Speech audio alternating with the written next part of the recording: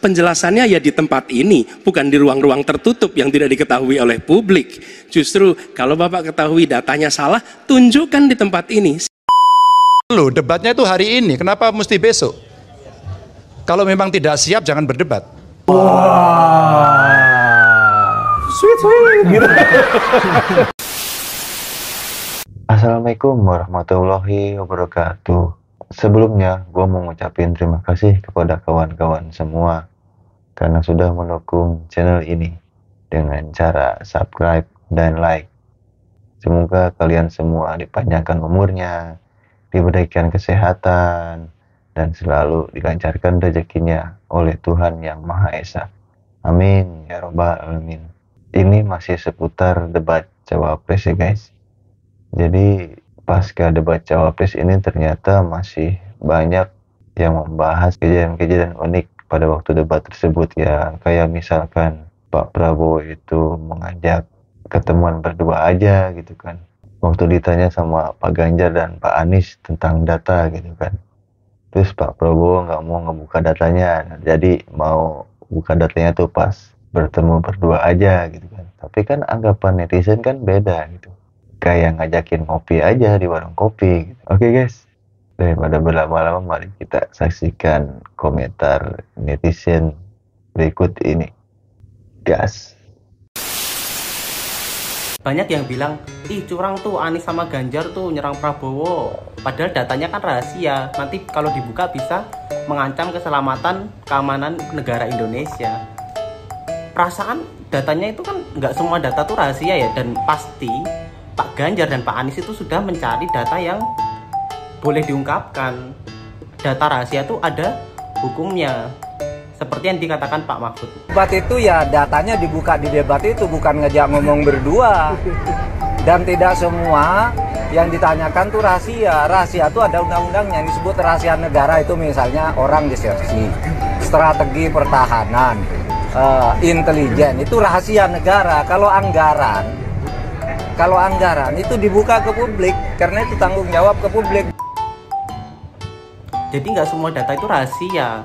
Bilang aja Pak Prabowo belum siap menjawab, makanya bilangnya itu rahasia. Itu tuh buat ngeles aja. Gimana sih?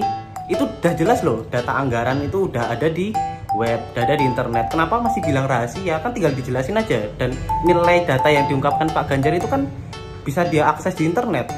Kan maksudnya Pak Ganjar kan tanya bagaimana tanggapan Bapak, kenapa nggak di denial gitu loh. Berarti kan emang Pak Prabowo nggak bisa menjelaskan itu data bisa keluar seperti itu, bukan rahasianya. Jadi akui aja kalau emang Pak Prabowo itu kemarin kurang persiapan, mungkin karena dinner sama Pak Jokowi jadi nggak sempat belajar. Ya udah akui aja.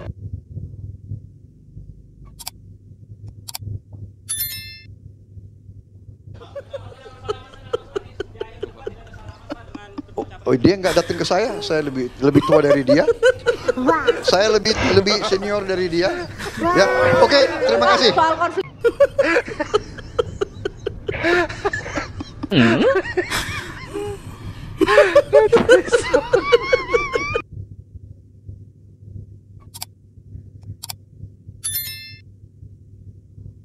Ada komentar dari Pak Jokowi hari ini yang menyatakan bahwa debat tidak boleh menyerang personal, yang boleh diserang hanya kebijakan, harus substansi. Saya ingatkan sekali lagi, seorang yang mencela-mencela memang tidak punya daya ingat yang kuat. Debat Pilpres tahun 2019, Pak Jokowi justru menyerang secara personal kepada Prabowo ketika dia mengungkit-ungkit soal kepemilikan tanah 220.000 hektar di Kalimantan Timur dan menguasai 120.000 hektar di Aceh Selatan. Nah ini juga diungkap oleh Pak Jokowi dalam debat Pilpres 2019. Apakah itu kebijakan? Bukan, itu personal. Makanya Pak Jokowi kalau memang ternyata terpukul oleh jagoannya tadi malam yang keok, anjlok, janganlah membuat komentar yang justru sebenarnya menghunjam dadanya sendiri. Pak Jokowi pernah menyerang personal Pak Prabowo dalam debat Pilpres 2019. Itu saja yang bisa saya sampaikan dalam kesempatan ini. Mudah-mudahan bermanfaat bagi semuanya.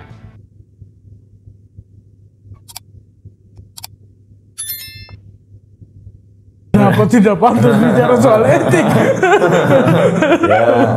Ya, kalau Pak Anies tadi bilang nggak tega mengulangi, saya ulangi. etik, ndak semua etik. Itu, saya yang mengulangi.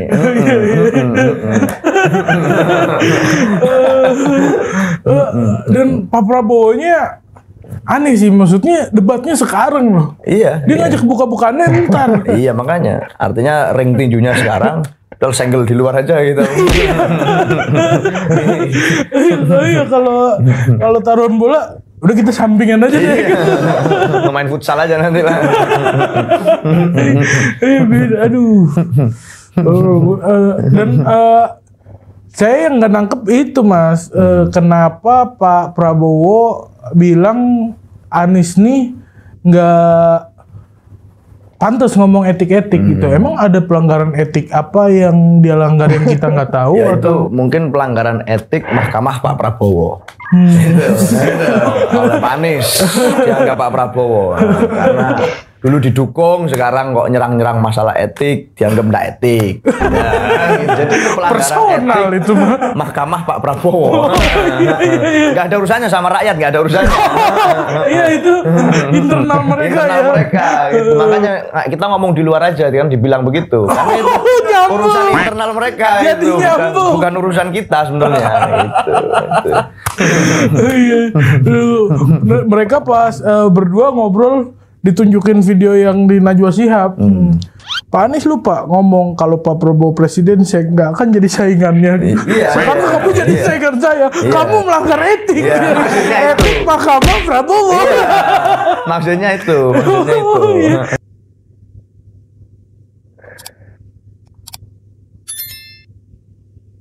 Dengan hasil debat capres kemarin yang begitu berantakan, ternyata konsultan politik Prabowo Gibran menggunakan strategi nangis massal atau strategi dizolimi, karena memang dari data-data yang disampaikan oleh Pak Ganjar, dari pertanyaan-pertanyaan yang disampaikan oleh dua paslon yang lain, memang tidak ada yang bisa lagi dibela oleh kubu Prabowo.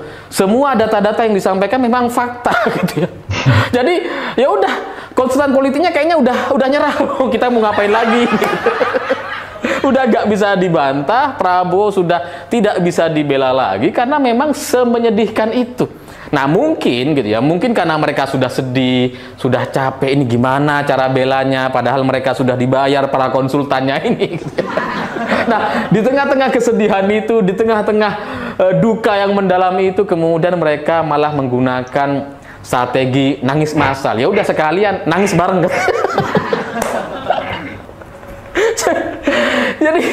Jadi ini adalah sebuah strategi terzolimi yang secara teori mungkin itu bisa dilakukan, mungkin bisa diterapkan, tapi kenyataannya di lapangan nampaknya tidak cukup berhasil, karena soal materi pertahanan ini memang adalah materi yang sangat-sangat Prabowo banget. Harusnya Prabowo itu sangat-sangat mengerti gitu ya, karena dia adalah menterinya. Tapi ketika dia tidak bisa menjelaskan apa-apa dari tema pertahanan negara padahal dia adalah menterinya, maka ini sangat-sangat menunjukkan bahwa memang nampaknya selama ini Prabowo tidak bekerja, karena orang yang bekerja selalu dan pasti bisa menjelaskan apa yang sudah dia kerjakan. Nah Prabowo nggak bisa gitu. Artinya apa? Emang dia nggak kerja kayaknya gitu ya.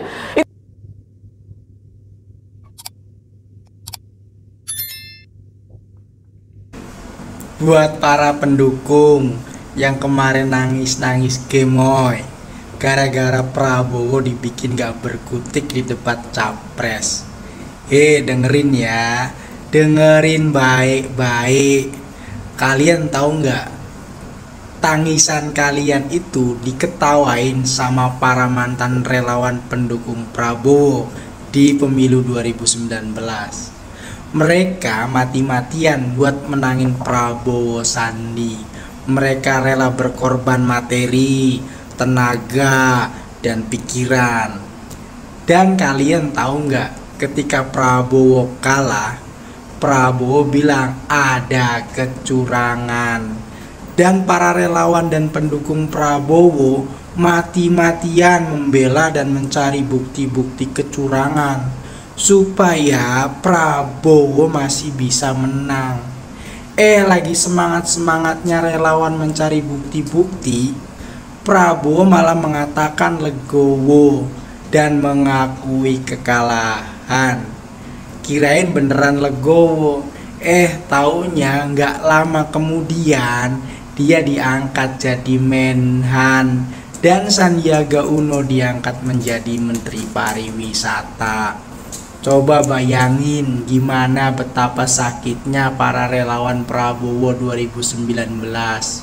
Padahal waktu kampanye Prabowo mengatakan mau timbul tenggelam bersama rakyat. Kalian artiin sendiri dah ya.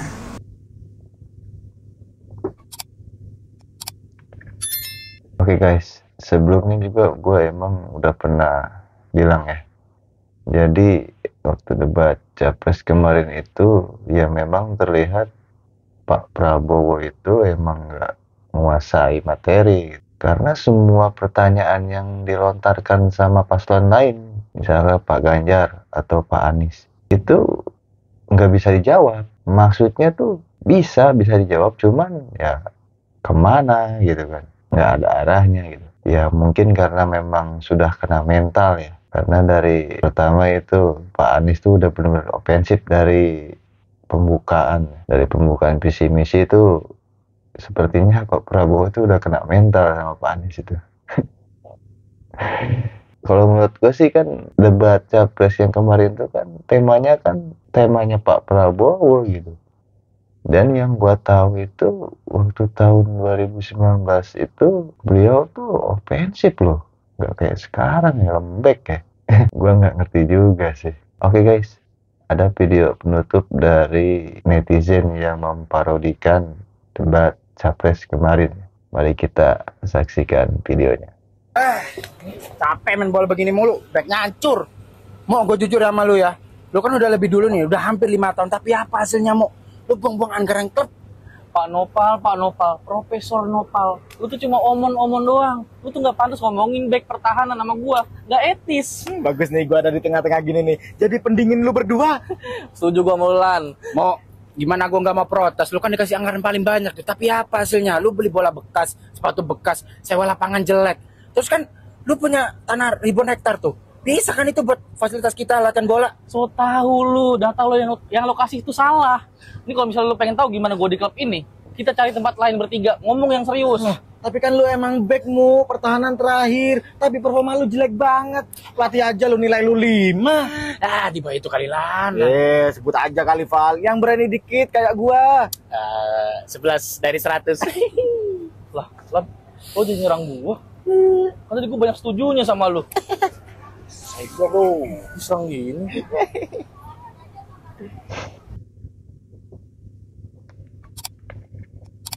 Oke guys, jadi barusan tuh memparodikan debat Capres gitu ya.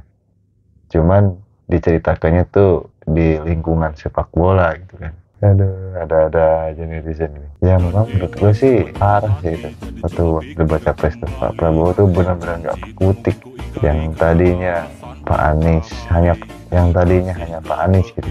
Loh, pas di tengah Pak Ganjar juga ternyata. Dan malahan Pak Ganjar lebih ofensif.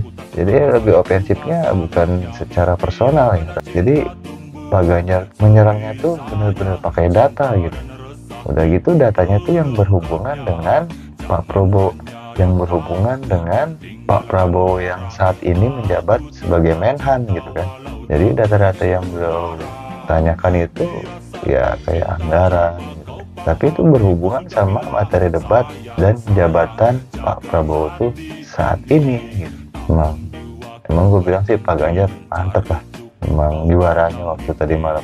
Kalau Pak Anies ya mungkin karena terlalu asik dia, jadi dia lupa sih sebenarnya. nggak kayak debat pertama ya. Debat pertama ya betul-betul memang Anies keren lah. Cuman yang kemarin tuh gue akuin sama Pak Ganjar keren. Soalnya ya Pak Anies itu nggak ngerti, gue juga dia kok beda sama waktu debat pertama ya. Jadi terlalu fokus menyerang Pak Prabowo gitu kan. Oke guys, terima kasih sudah menonton. Mudah-mudahan video-video yang tadi gua berikan bisa menghibur kalian semua. Wassalamualaikum warahmatullahi wabarakatuh. Salam cerdas.